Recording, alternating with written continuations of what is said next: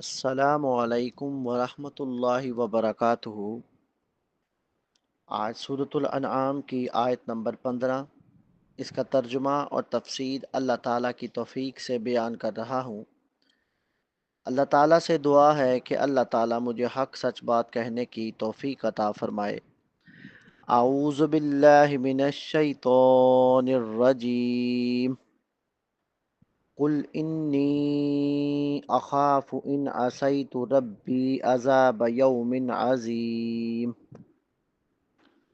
قل آپ کہہ دیں، انی یقیناً میں، اخاف میں ڈرتا ہوں، ان اگر، عصیت میں نافرمانی کروں، ربی اپنے رب کی، عذاب سے، یوم عظیم بڑے دن کے۔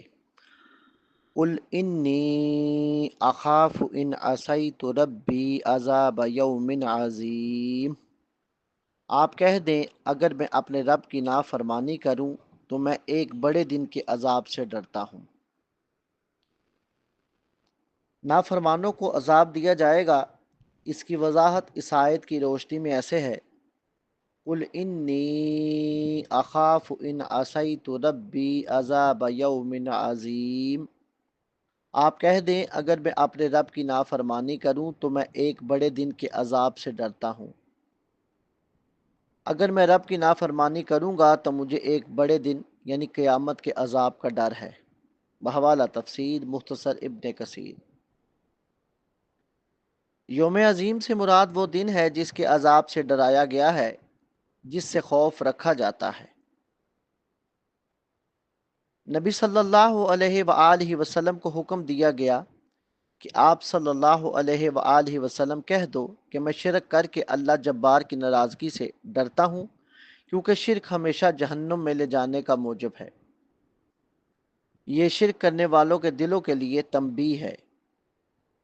قیامت کا عذاب ہولناک ہوگا جو انسان کو تلاش کر لے گا اور اسے قبضے میں کر لے گا، اور اس عذاب سے صرف رب ہی بچا سکتا ہے۔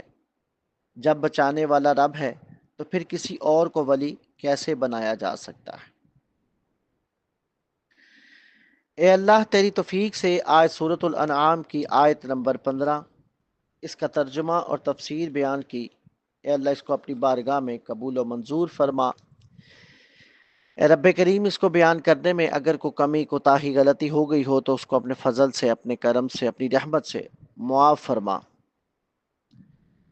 اے اللہ، ہم سب کو حق کی صحیح پہچان نصیب فرما۔ اے اللہ، ہم سب کے لیے حق پہ چلنا آسان فرما دے۔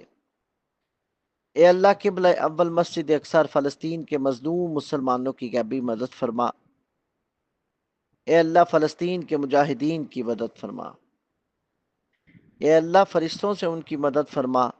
اے اللہ، انہیں صبر جمیل عطا فرما اور اجر عظیم عطا فرما۔ اے اللہ، بدر والے دن جیسی ان کی مدد فرما۔ اے اللہ، ان کی مدد بھی کرنا اور انہیں محفوظ بھی رکھنا۔ اے اللہ، ان کے دلوں میں اطمینان اور سکون نازل فرما۔ اے اللہ، ان کے دلوں میں اطمینان اور سکون نازل فرما۔ اے اللہ، اہل یہود کو شکست دے اور انہیں نیست و نابود کر دے۔ اے اللہ، اہل یہود کی پکڑ سخت کر۔ اے اللہ، ان دشمنوں کے گروہ کو برباد کر جہاں مسلمانوں کے خلاف سازشیں ہوں۔ اے اللہ، ہمیں دین اسلام کے احکام پر مکمل طور پر عمل کرنے والا بنا دے۔ اے اللہ، ہمیں حج عمرہ کی سعادت نصیب فرما۔ اے اللہ، ہمارے کبیرہ صغیرہ گناہوں کو اپنی رحمت سے معاف فرما۔ اے اللہ، ہمیں تقوی اور پرہیزگاری نصیب فرما۔ اے اللہ، ہمیں نبی کریم صلی اللہ علیہ وآلہ وسلم کی سنت پر چلنے کی توفیق عطا فرما۔ وآخر دعوانا ان الحمد للہ رب العالمین۔